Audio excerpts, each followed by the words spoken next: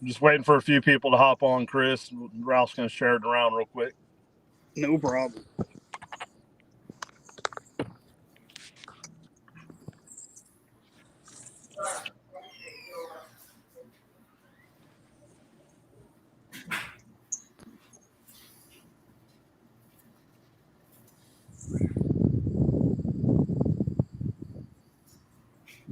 Hey, Glenn Martin, how you doing?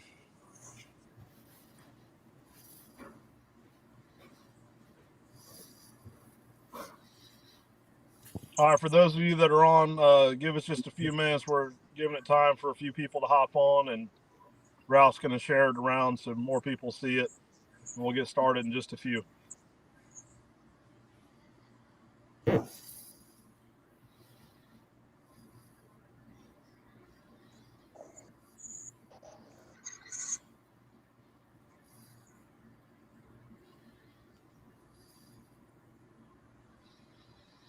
Yeah, Glenn, looking forward to it next year as well.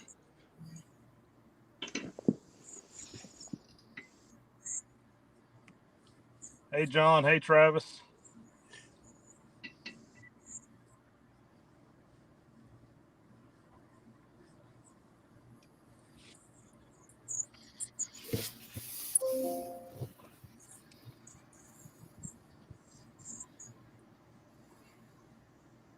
All right, we should be good. All right, hey everyone. Welcome back tonight. You know, we had a special yesterday. Ralph, I invited Chris on. Chris helped us in Iowa. Finished up his apprenticeship and is now a judge for the association. And Chris, you want to tell us who you are? You know, about your tracking and Triple M and all that. Sure. So, Chris Moffett, I'm up here near Pella, Iowa.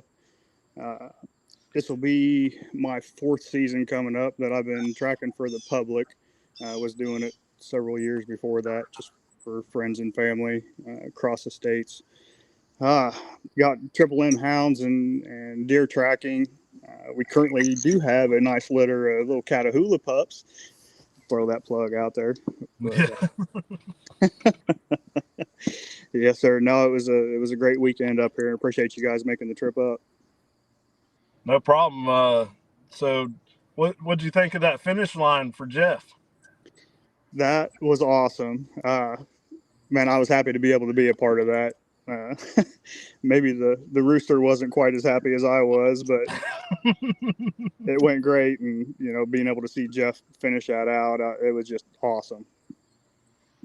Yeah. So Chris, did you take anything away from it that would better prepare you for this season?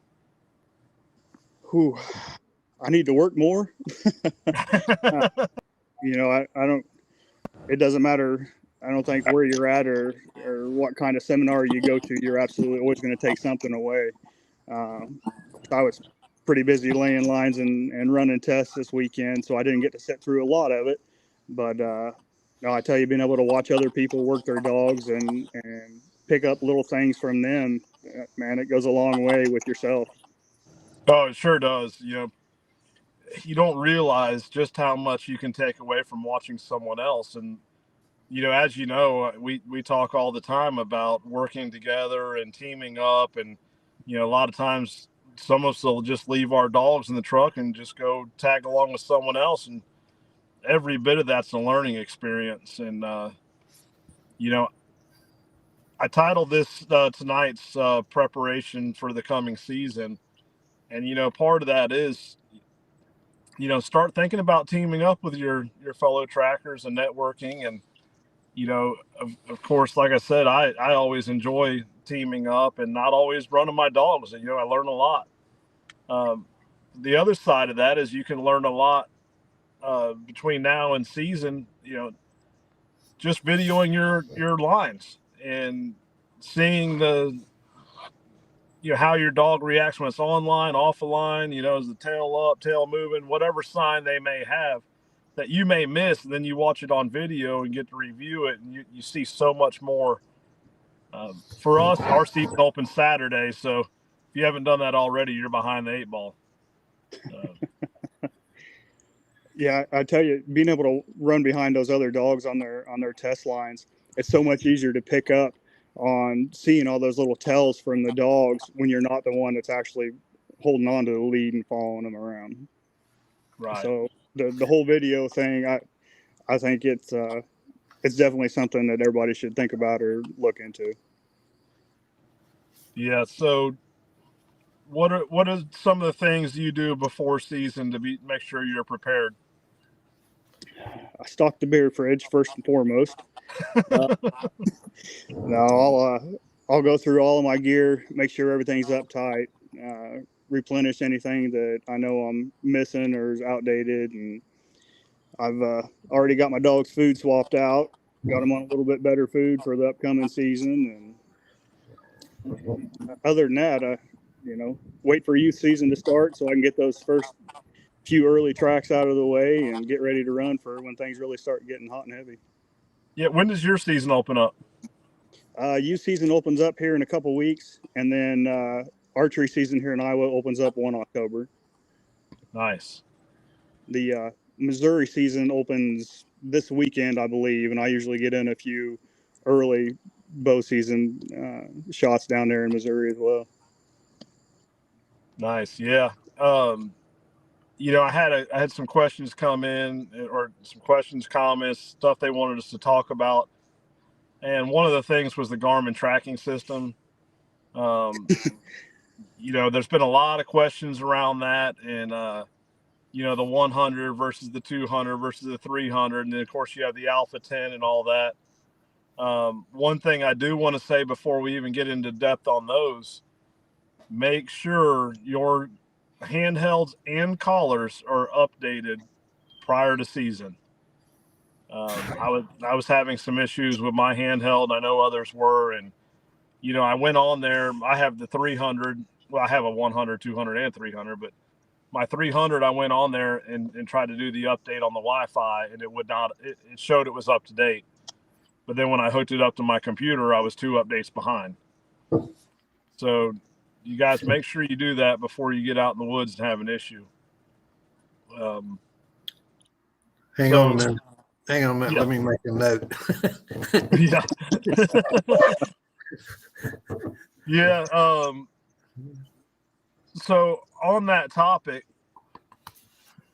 the 100s, it gets the job done. But one thing I want to add about that is it's no longer supported by Garmin. So as they start going out, they're being phased out. There won't be the updates.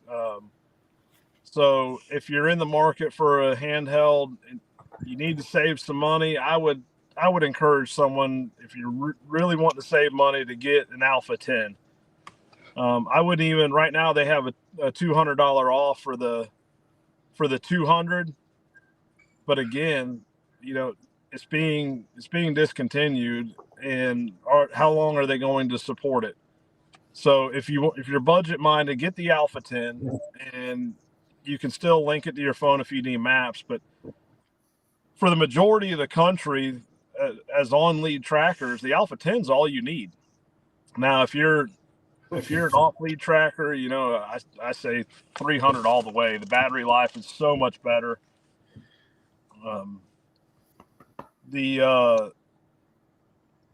What's the other one? The collars, talking about collars, the TT15s, they're no longer supported. The TT15Xs, they're going to be next. The TT25s is the way to go.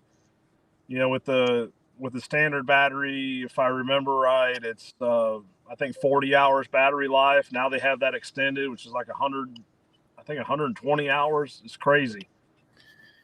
So if I was to recommend a new system, it'd be the 300 and the TT25 all the way.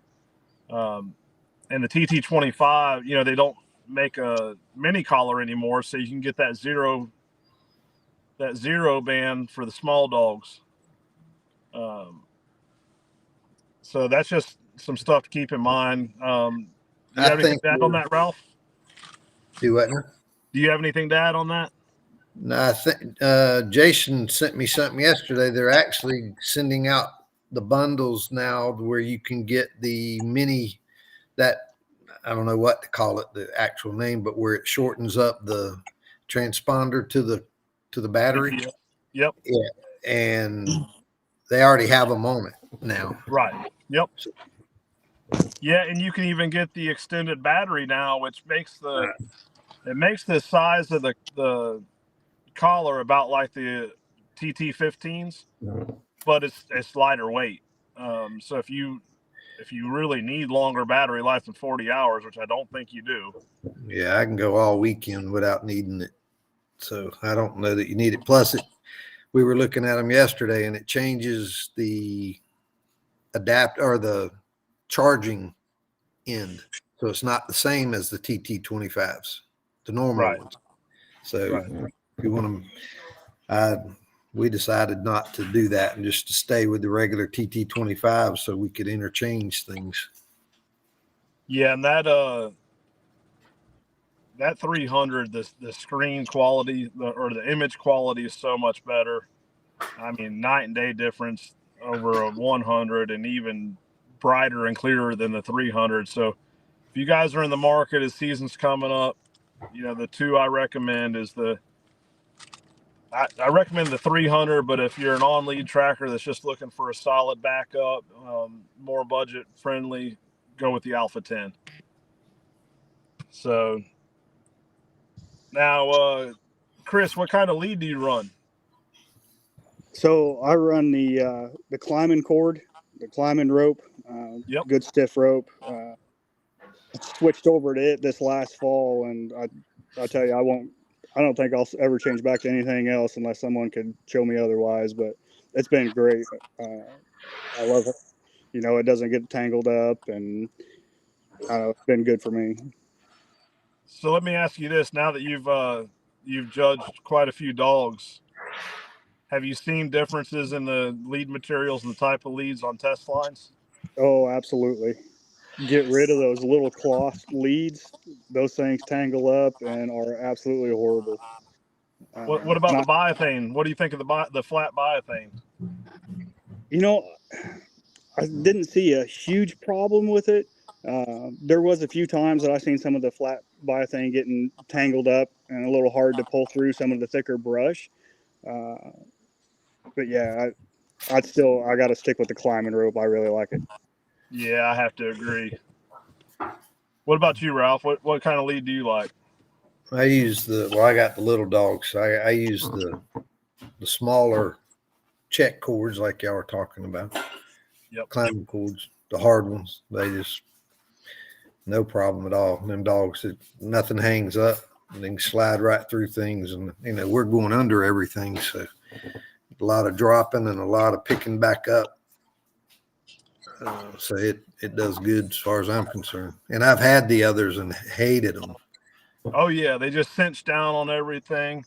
So Glenn Martin said he ordered his custom check cord from Lion Country Supply. That's where I get mine from. I know that's where Ralph got his from as well. I mean, you can't beat the quality and price. You might beat the quality of maybe some of the way the loops attach, but even then that's questionable. But you can't beat the price for what you get, for sure. I hope I don't use mine enough to wear it out. Yeah. So Chris, I didn't know. He just said that they made it custom size for him. That's pretty cool. Yeah. I ordered 5 new leads today, and I ordered them in the 3/8 25 feet. Mike Aguilar said he uses the flat no tangle lead. Well, he doesn't use it that often, so he'll learn. I use the really long GPS lead, the Garmin lead. It does not tangle up at all. Right. So Chris, do you prefer a harness or collar? I'm more of a collar person. If it gets real cold, up here in Iowa, I'll throw a harness on just to kind of help the dogs out if there's snow on the ground, keep a little heat in. But yeah, I switched over to just running the collar. I feel like the dog moves around a lot freer, doesn't get as hot, especially in early season with it on. Yeah, I'm just a fan of the big. I use a little bit thicker collar, wider, not necessarily thicker, but wider collar. Um, Dogs don't seem to mind it. They don't get choked up or anything like that with them. So Yeah, I prefer a collar as well. What about you, Ralph? Yeah, same way. It's so hot down here. I'm not throwing a vest on or anything. It's hot enough as it is. Yeah. So Jeff Still said only reason he uses biothane is they don't freeze solid like the climbing rope does when it gets below 20 degrees here in Iowa. Is that something you run into, Chris? actually, I don't think I've ran my climbing rope in the freezing snow. I don't think I have it sitting here. I had a little. It was like a plastic lead. It wasn't biothane, but it was something similar that I ran last year when I was doing some snow tracks. But yeah, I could see where that would definitely be an issue up here. Yeah, that's something we don't think about here because it doesn't get below 20 very often. No. Maybe 1 or 2 days a year, and guess what? Most people aren't out there hunting in that, and we're going to wait till it warms up to go track. Michael Beck asked question, what collars are recommended?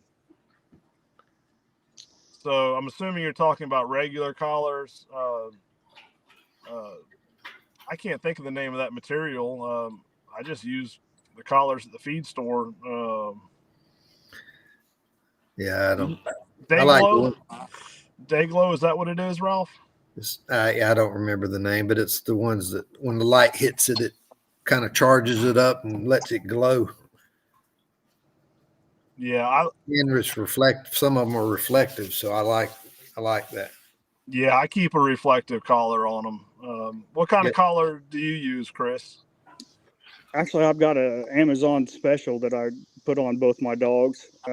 I like it. It's bright orange and it's got a little handle on it for me to be able to hold on to them things, without having to pull on the lead. Yeah. I might have missed it. What type of dogs are you running, Chris? I'm running a pair of Catahoulas now. Gotcha. Did you learn your lesson on the Bloodhound? Yep. So, lesson on the Bloodhound, complete shoulder repair about 3 months ago, thanks to my old Bloodhound 2 seasons ago. Oh, man. Dang. Yeah. You must have watched Jeff's Catahoula too much and had to get one. Yeah, he was a big influence on that one, that's for sure. Yeah. Brandy's been talking about those puppies. Hopefully you don't have any next year when we go back. I see April. You might miss a litter. Mike Alguire says easy on the slobber boxes. Oh, I love my Bloodhounds, but I tell you what, it was night and day difference going from an old hound to running a smaller Catahoula. Yeah. So had a few questions, or I guess you say questions, comments. Some of them have to get on Messenger for. But one of them, someone wanted us to touch on shot placement out of a tree stand versus ground blind. And, one thing I want to say is, and this is what this person touched on. They said, on your show, bring up shooting out of ground blinds compared to climber or ladder stand. Ground blinds don't have a blood trail because it's usually not low enough just to drip. So Ralph and I was talking about this earlier, and I said, one thing people needs to always be conscious about is aim for the exit. Don't aim for the entrance. So if you're higher up in elevation and you're aiming for the exit, you tend to aim a little higher. And if you get into a rut with that and now you're hunting off the ground and you aim that higher spot again, well, guess what? You're going to hit high, you're going to exit high. It's going to take longer for that cavity to fill up. So no matter what position you're in, aim for the exit. And what position the deer's in. I think you guys agree with that. Absolutely. Yep. I always, not said that to you earlier, I used to bow hunt a ton, and I always, an old guy that taught me how to shoot the bow, he always said in between the shoulders, or actually right above where the heart is, put like a baseball or envision hanging in the center of the deer. And it doesn't matter how the deer spins, how it's moving, no matter what it's doing, always aim for that baseball. So no matter what you do, you can, if you're elevated, well, you're just going to have an elevated shot, but you're going to do it. And it's always worked for me. It's people do, like you said, they do overcompensating way too much. And, it don't matter if it just doesn't matter. You start envisioning that ball sitting there, and it'll work with what you're saying. It's same concept. I'm using a visual in there, and it makes a difference to me. Yeah. Chris, do you hunt? I tell you, the past couple of years, I've been so busy with tracking that I don't hardly even hunt myself anymore. I've been an avid bow hunter for, gosh, long time. I'm not going to age myself, but yeah, long time. And it's just, I don't know, I get more joy out of tracking now than I do actually going out and doing the hunting myself. Yep. Yeah. Same here. Yeah, same here. So another topic that was brought up is, and this was by Mike Alguire. He sent me something that's going on in Florida right now, that is on the ballot. It's Amendment 2, and kind of, I'm gonna run through this real quick. It's basically to provide a state constitutional right to hunt and fish and recognize these traditions as a preferred means for helping manage fish and wildlife. So, you want to vote to preserve hunting and angling as a public right and a means towards conservation. So you want to vote yes on Amendment 2. But something he sent me that was really eye-opening. It says the threats are real. Efforts underway to criminalize hunting and fishing. Now, this is kind of scary right here. Hunting and fishing bans were considered in at least a dozen states in 2022. The worst of which was a ballot initiative in Oregon that would have criminalized hunting, fishing, and farming. Again, I'm going to repeat that. Would have criminalized hunting, fishing, and farming. The radical proposal missed being added to the ballot in Oregon by only 20,000 signatures. Absolutely insane. And it goes on to say, so far, 23 states have passed a constitutional right to fish and hunt amendment. Florida's not yet. Hopefully we get this pushed through. But with that said, hearing that the threats are real, as you prepare for this season, as a tracker, as a hunter, be mindful of what you put on social media. Clean up your pictures. Don't put questionable videos. We don't have to rub it in their face. The anti's face. Be mindful of what you're doing. And I know, Ralph, we've gotten more strict over the years on our network. And I don't know, Chris, if you guys have had that issue in Iowa or not. I'm sitting here thinking, I don't remember there being an issue with any kind of pictures posted from tracking. Of course, we're on lead, so we don't get the really cool videos like you guys do down there running off lead. But the biggest thing that we have an issue with up here, of course, and I'm sure it's everywhere, is property lines. If we accidentally go across a property line, of course, someone gets a camera picture of us or something, why then it just blows up all over social media. whether it was intentional or not. So that's really the biggest issue we have as far as something like that goes. And you guys have a unique, I say it's unique, it's just different from what we're used to where if the landowner leases the land out, they cannot give you permission to cross. It has to come from the person that leases it. Am I correct? I can tell you about this one firsthand. I had an issue with this last year, actually. It was actually the same track that I had lost my older dog on. I was standing there with the hunter before we started, made him call the landowner in front of me to make sure that we had permission where he thought that the deer had crossed and went on to. I did not know that it was actually leased out to a gentleman being a loose term.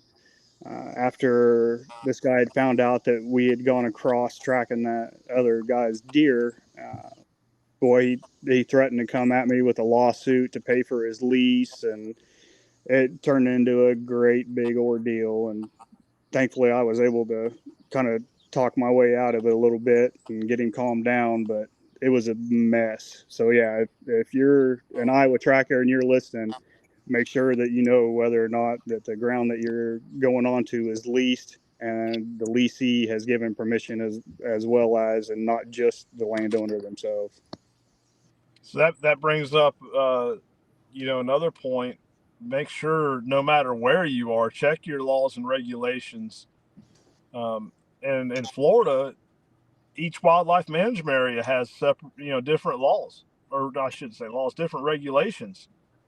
And you might be able to take does at one, not the other. Season dates might be different. You might be able to track at night. That some of them they may lock the gates.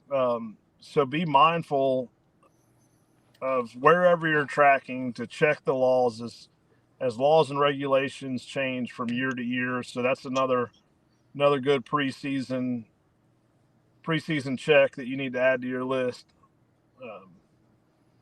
You guys have anything else you could think of to add? Not to that, no. No. Other than some, also some have the right that you can go retrieve the deer. Others don't. You have no rights unless you have permission. So speaking of that, something else I learned about Iowa, and correct me if I'm wrong, Chris, but the hunter can go get their deer, right? Absolutely. The hunter has the right to go across a fence and retrieve their deer.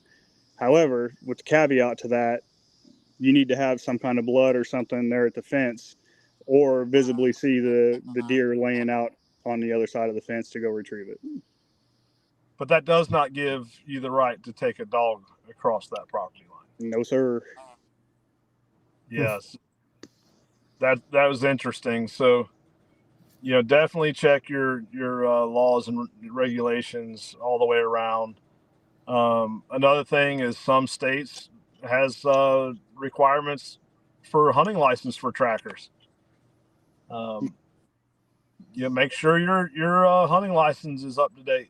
In the states where it's required. I know in Georgia you're required to have one. Alabama you're required to have a hunting license.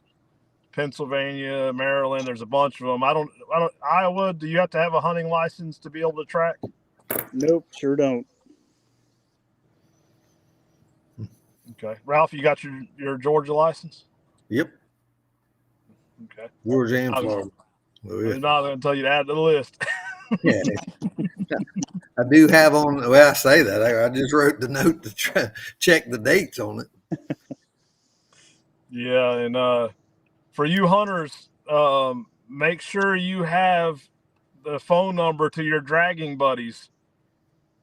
Oh, yeah. When we come find your deer, make sure you have your buddies there ready to drag it out for you, because I'm going to be busy and need to go on to the next one.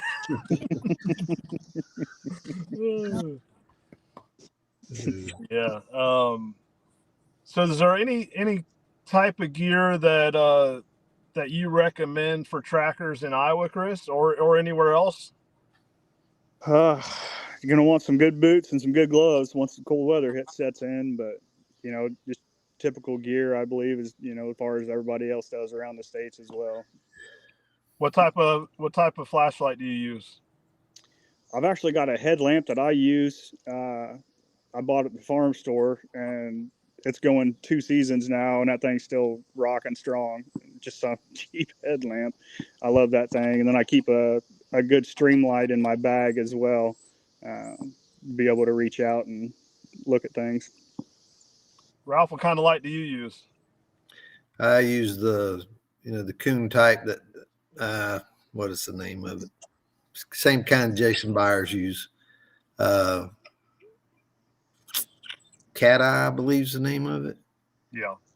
It's got the spotlight. It's got a floodlight. It's got the laser on it to where you get out in open area or even in the woods, but you catch their eyes. You can shut lights off and use your laser to pinpoint some things, get people. It's pretty cool. I like it. A little heavy, but you get used to it. Yeah, I tried the hard hat coon light. I just probably because I wore a hard hat for so many years, I was sick of a hard hat. I've got the regular baseball hat one, but it's still a little stiff. It's not a hard hat, but it's still stiffer than a regular cap, Yeah, so James Shoup says Nebo makes great rechargeable. Jeff Still says laser torch light. And let's see, looks like another seen another one for the Nebo. Yeah, Travis says gonna add a stapler to my kit for first aid, and I talked about that when we were in Iowa. I have 3 or 4 of them, and I have had to use them. Really haven't had to use them on my dogs, but I've had to use them on other people's dogs. Let's see. The O light, yeah, that's another one. I carry I like handheld lights. I carry stream light most of the time. I did buy a what kind of light was that? I think it was I can't remember. It's a rechargeable headlamp at Walmart, and I love that thing.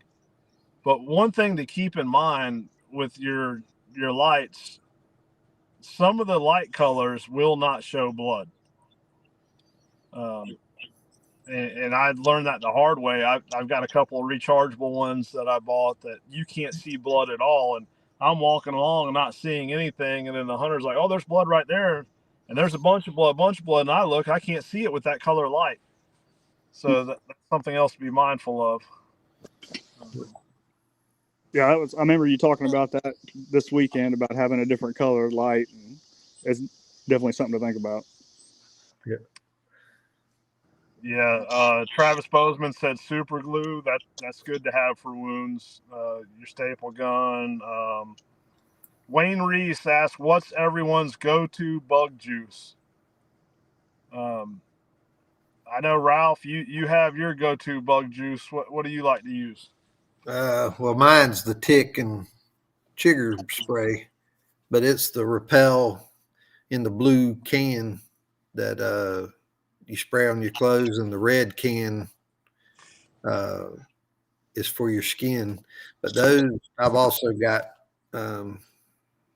I use the Repel for mosquitoes also.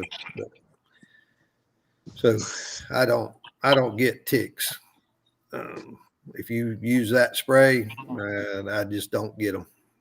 I've used tons of other stuff. My wife's got Lyme disease, so she does. We cannot be bringing ticks home. So I make sure I went through every kind on demand, and the Repel is the one to me that keeps them off the best. And I'm Let in me the tell you, Iowa has no shortage of chiggers.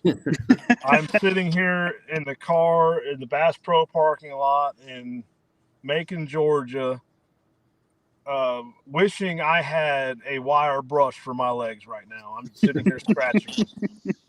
Hey, I offered, man. Yeah, it was too late by then. I mean, all you had to do is step out of the car onto the grass and you had them. I think I seen Mike Aguilar comment there about the Sawyers. in the yellow bottle. I started using that, and they even make it for to be able to put on your dogs as well, just for an extra little measure if you're not running, or even if you are running like a Simparica or something. But since I started running that Sawyer's, wearing it all the time, I've had no troubles whatsoever. Yeah, so I don't use the Sawyers anymore because I'm getting cheaper in my old age. So I go to the Tractor Supply and I buy the active ingredient of Sawyers, which is the permethrin, Deal. and I dilute it down, put it in a spray bottle, and that's what I use. Save a lot of money. Yeah, absolutely. But it's that Sawyer's definitely more convenient, having to mix it and all that. So my wife told me that that light I use, it's a Bushnell that I bought at Walmart, the rechargeable one. They also have the Coast. I seen someone commented there. Hey, don't forget to go over that one comment from Mitchell last night that we said we'd talk about tonight. I already forgot what comment was that. That was the difference between a gut shot and a intestine shot. Yeah, one's in the gut and one's in the intestine. No. Okay, so, and I talked about this in Iowa. Deer are just like cows. They have four different stages of their digestive system. So what we call a gut shot is typically in the earlier section of the rumen. So that's where you're seeing the bigger chunks of corn and all that. And the other types of food or grass. The other types of food and stuff that is not completely digested, that's what we're calling a gut shot. Can you guys still hear me? Yeah. Yep. This guy's calling. So that's what we call a gut shot, is just early in the digestive system, and then the further back you get, what we call intestinal, you'll see more like a diarrhea type consistency. You agree, Ralph? Yeah. So those early digestive areas is that's what's gonna die quicker. And that's when we talk about wait times on gut shots, that's what we're talking about. Yeah, I think as far as us trackers, a lot of times we don't realize the difference until we're actually on the track sometimes. And, I always say, once it stops acting like a gut shot, a lot of people don't know to switch over to the mentality of the intestine shot. And, to me, how far they'll run, they'll go farther before they lay down on intestine shots versus a gut shot. And especially, when the dogs are having, at least my dogs, they have trouble on an intestine shot versus a gut shot. Gut shot's just the easiest thing in the world to them, and they go freaking ballistic on them. But when they stop going ballistic and they start seeming to have trouble, quit thinking they're having trouble with a gut shot and switch over to, okay, this is probably an intestine shot, which if you're there in the normal gut shot wait times, you're probably going to be running across the live deer if you can get up to it. And so you just got to realize just what I said. When it quits acting like a gut shot, it probably is not a gut shot. And a lot of people, especially at the beginning, and I started a few years ago, because of that, hunters can't tell the difference to me. Most of them don't smell their arrows. They'll just see matter on the arrow and they just call it a gut shot. I'm going to smell the arrow. I want to smell it. When I'm doing my phone interview, if I know they think it's a gut shot, smell your arrow and tell me what you're smelling, because that could dictate some wait times. or the urgency of which we might go, whether we go, at midnight or whether we just wait till the next morning. An intestine, I'm not pushing. I'm not going to get him ahead of people. I'm going to put him off. If it's intestine, well, the smell of the arrow can tell you a ton as far as that. I've had guys where I've tracked and I go, man, did you smell the arrow or something? I should have done it quicker, and us go back and smell it and go, crap, this is intestine, not gut. And, it changes your game plan, or should change it. And so that's the type of stuff to me that you really, the key, especially bow hunting, smell the arrow, not look at it. Well, I had a question come in, Ralph, through text. They want to know what the taste difference is between the two. I get my apprentices to do that. We got to ask Kay. I tried that on Kayla last year. She didn't fall for it. But and to me, intestine shot, actually, some of those, if they've dried, they won't even smell. And right. Even though you think poop or think something like that, wet the arrow. That is one of the biggest keys to, it's no different than, people talk about the scent and being wet. You can activate that scent in a second. Just wet it and then smell it. And man, it'll pop that scent right out, and you can tell right then what it is. So do you lick your fingers after you wet your fingers? No, I do it before I wet the arrow. Hey, I have to stop and slow down though. So James asked, about wait times on gut shots, and this is something I talk about a lot. As far as gut shots go, it depends on the ambient temperature. It plays a huge factor in it. If I get a call on a gut shot this weekend, I'm liable to go at 4 to 6 hours. If it's December, January, it's cold, I'm going to wait, 8, 10, 12 hours. What about, what's that? Sorry, go ahead. I was just going to ask him how long they usually wait. That's what I was going to ask too. So we've all kind of incorporated Jeff's mentality on that up here in Iowa. If it's off rut, if we're not in the heat of rut, I'll still wait 20, 24 hours before I go run a gut shot track. I want to make sure it's done. I've come up on too many that were still alive. And of course we can't dispatch or run them down. So we're kind of at a loss at that point. Heat of rut, gosh, I'll wait 36 hours, especially if I've got other tracks lined up. I'll kind of push them back and make them wait just a little bit longer to be able to go out and put a dog on it. How does snow affect your tracking? It depends on what kind of snow we're getting. If it's the real light, fluffy, crystally snow, it sucks. If we get a nice little moist, almost slushy, wet, heavy snow, I found that the dogs do actually really good in that. In fact, we did one last year.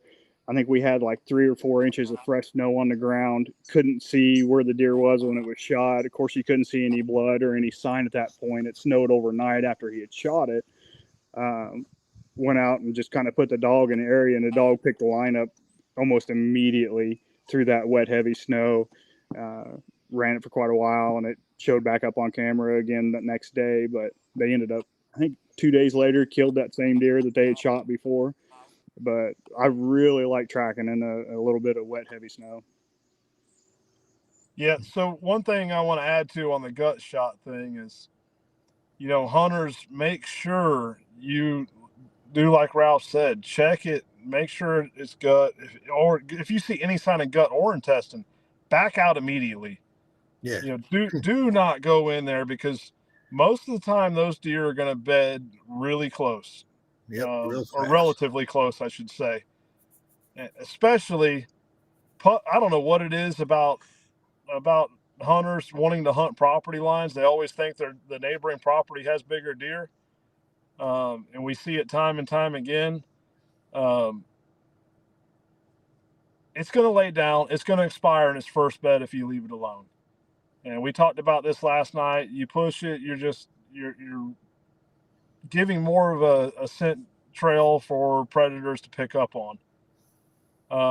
So we've had a couple of questions come in about thoughts on the gut check product, the gut check wipes. I don't see a need for them for what we're doing as trackers. Maybe it'd be a good product for hunters, but I just don't see a need for it myself. Can you see the? I see Kyle Carlson's comment, his question there about hounds. I didn't see that. Let's see. He wanted to ask why the three of us are on negative things about tracking with hound dogs with y'all's experience. Kyle, I can pull up my shirt sleeve and show you my shoulder to explain that one pretty easy. And then big old hounds, they get to going. And a lot of it, I'm sure, was probably with how I started training that dog or how I didn't effectively train that dog as far as pulling when we're on a track. But you get a 120-pound bulldozer running through the thick brush and timber. It's hard to stop them. Once they get their mindset to go, they're going to go, and it's tough to stop them. It's just so much easier with a little bit smaller dog. That's not quite as hard-headed as one of them old hounds is. Yeah, I mean, I've trained a lot of hounds and, trained a lot of good hounds. I've worked a lot of good hounds. For me, it's not so much about how they work or, it's more about the home life outside of tracking. Tracking season's only a few months out of the year, and you got to put up with them nasty jokers the rest of the year. Hard-headed. I mean, I got a wife I got to deal with that drools and is hard-headed. She's sitting next to you, isn't she? She is. But I will say this too: a lot of people, they get into it and they think a bloodhound's the best breed out there because it has, all the scent receptors, this and that. I have yet to see that much advantage that a bloodhound has over any other breed for what we do. I think some of the negative stuff, probably Chris can run across. Well, he did it a minute ago. Being on lead or being off lead, that's your first negative and positive. If you have that choice. To me, I don't run on lead unless I absolutely have to. And right. As far as being off lead, I don't even know that there's a negative.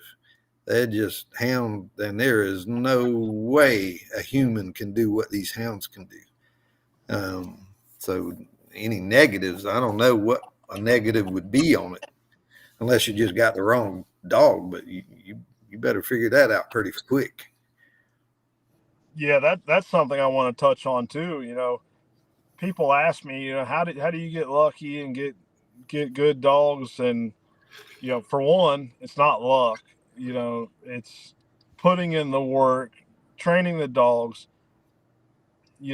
not being afraid to say this dog's just not going to meet my standards and letting that go. I mean, that's something I do. These dogs are a tool to me. Don't get me wrong. I love my dogs. I take care of my dogs, but if they don't produce, they're not staying. Nope.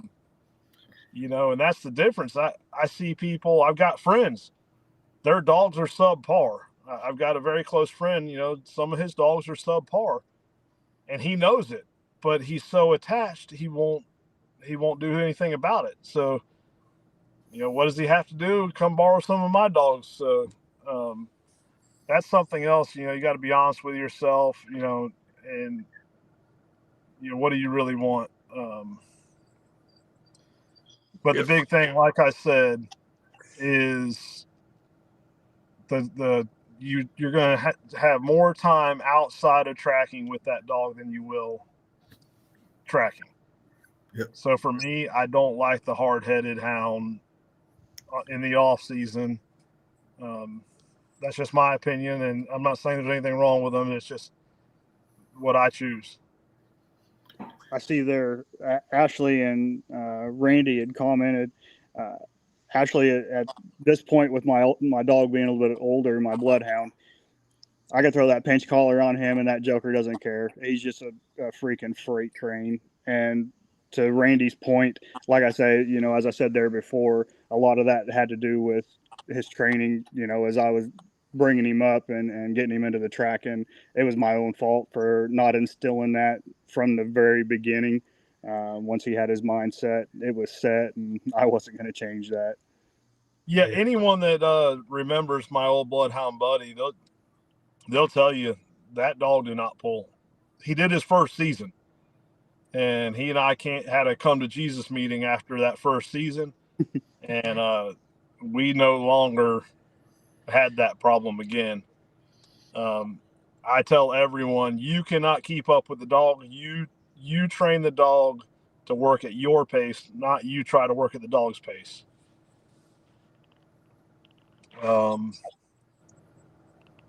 So Kyle says, how long did it take you all to train your dogs to be off the lead? Kyle, your dog will work off lead, but I'm going to tell you there's a big advantage to working your dog on lead, especially that first season, that you are going to learn your dog better on lead than off. And if you're a newer tracker, I always recommend newer trackers to start on lead.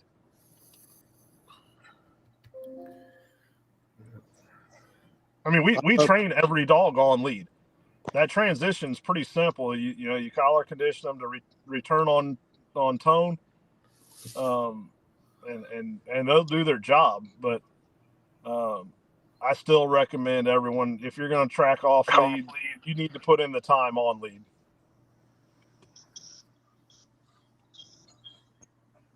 You. And Chris probably doesn't have much to add to that because they're an on-lead state.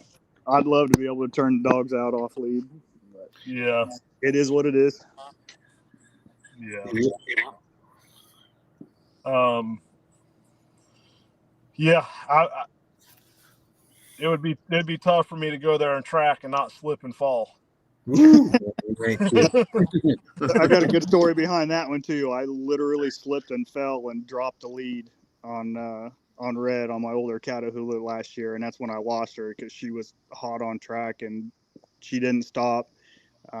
Actually, I recalled her. She came back to me, and in the 2 seconds of me pushing myself up off the ground, that dog was gone, and it was 2 weeks before we got her back.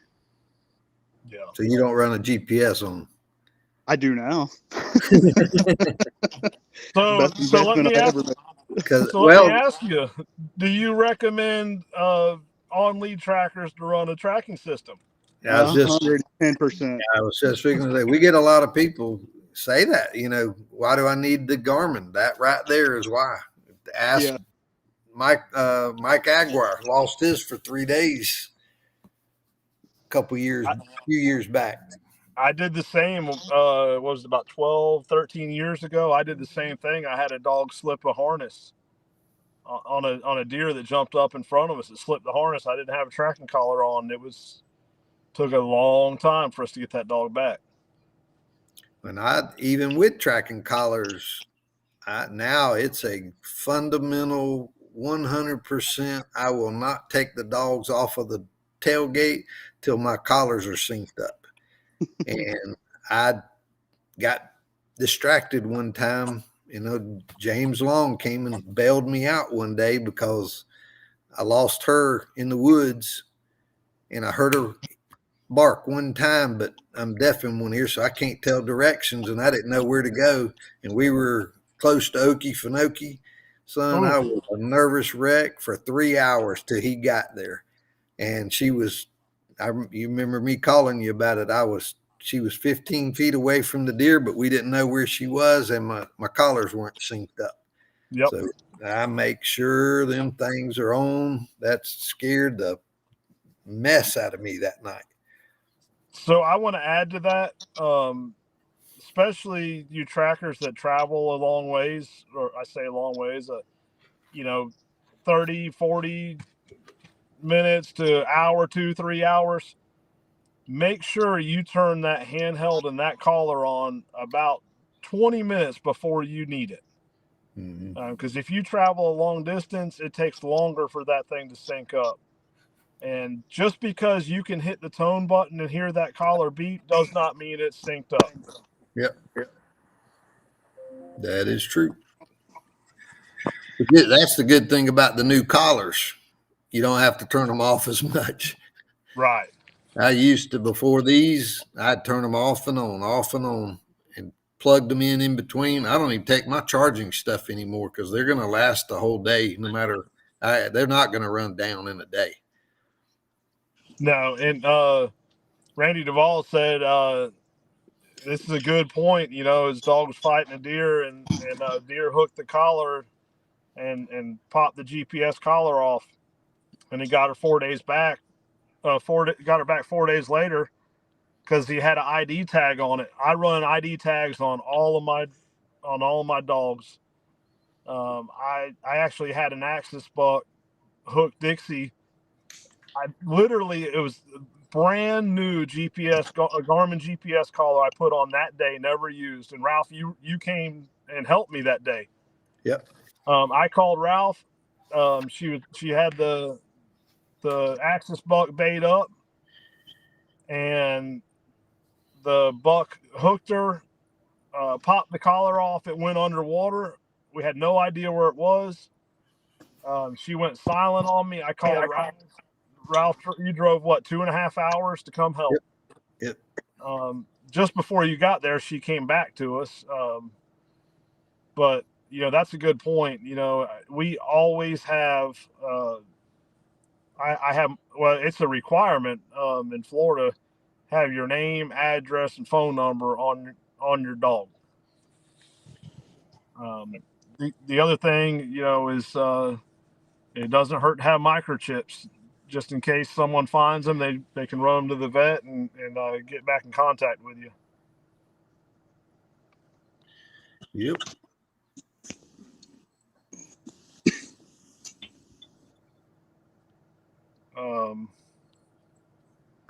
So, Chris, I know you said you had to go. You were able to give us about an hour. Is there anything you'd like to add or say before we hop off of here? No, I just want to thank you guys for putting that together here this weekend up in Iowa. Big thanks to Jeff and you guys and Charlie Webb for making the trip up, and Ralph for the support from back there. I think it went great, and I think everybody is absolutely looking forward to next year. Yeah, and Chris, I can't thank you, Jeff, Travis, Alinda enough. A week before this event, we had, Ralph, what, four or five people signed up? Yep. And I think it was only maybe a handful of tests. You know, by the time we got there, I think there was 24, 25 people signed up for the seminar. And I think we ended up running, 17 tests? Yep. We couldn't have done it without you guys. And, you know, I really appreciate you guys stepping up. And, we kind of threw you to the wolves on that one, but we didn't have a choice, you know. It was good. It was good. And then I actually got hurt on Jeff's test line when we were laying it. We were walking along, and this is something to be mindful of, trackers. We were walking along, and the grass was all about, I don't know, was about waist deep or waist high. Yep. And there was a trench that we could not see, and I fell down in it, and I don't know how I didn't break my knee or my ankle. It was pretty bad. And then we had to go through the pits of hell to get out of that place. It was pretty rough. Yeah, pretty rough area to lay lines in. yeah, that was. But you know, I just wanted to. Like I said, I can't thank you guys enough. You guys did a great job, and Chris, I told Ralph, you know, I'm not going to elaborate on it too much, but we ran into a little snag on a test line, and we huddled together, and you know, we all came up with a great plan, and you were a key instrumental part in that, and I appreciate that. I appreciate you stepping up. And like I said, Travis, Linda, Jeff, we couldn't have done it without you guys. And even bigger, I can't thank the participants enough for being patient when we got behind because of all the last minute changes. So again, thank you. Yes, sir. Appreciate it, Kenny. Yeah. And Chris, if people wants to follow you, how can they follow you? Triple M Hounds and Deer Tracking on Facebook. I don't have an Instagram or that TikTok, whatever it is. I don't have none. Yeah, I have a Facebook page, or you can follow me personally too, and the link to my tracking pages. Yeah, well, we appreciate it, Chris, and I know you and I will be in touch pretty regular now. Yes, sir. Absolutely. Good to see you, Chris. Thanks, Ralph. I appreciate it, sir. Y'all have a good night. You too. You too. Brian Grove asked, when will the next finish test closest to Mississippi be? My screen went sideways on me. I would say probably the Louisiana event would be the closest to Mississippi, and that would be in February. Yep. Along with some of the new tests that's going to be unveiled there. Yep. That'll be a good one. Great venue too. That's a great testing site. Oh yeah. Yeah. We have Randy Duvall to thank for that one. So if you guys haven't already, go on our Facebook page and check out the updated events. We have Florida, Georgia, Alabama, Louisiana, Pennsylvania, Iowa. We have those on the books right now. And I've had several other states contact us. So keep a check on that. I will get the website updated just as soon as I can with those events. But we've got a very busy off season next year. And Ralph, season is here Saturday. Yep. And we still plan on doing these throughout the season, correct? No. Oh, these, yeah. I thought you were testing. Heck no. No. Yeah, do these, on Tuesday nights. Heck yeah. We might be on site somewhere though. Oh yeah. Yeah. We might have to stop and take a break too, and cook some food and hang out, and might have a deer in the picture. Oh yeah. Yeah. All right, Ralph. Well, I still have a few hours to drive home, so I'm gonna hop off of here. And already, if we missed any questions, guys, I apologize, and we'll go back and get to them. We'll see y'all next week. Howdy. See you.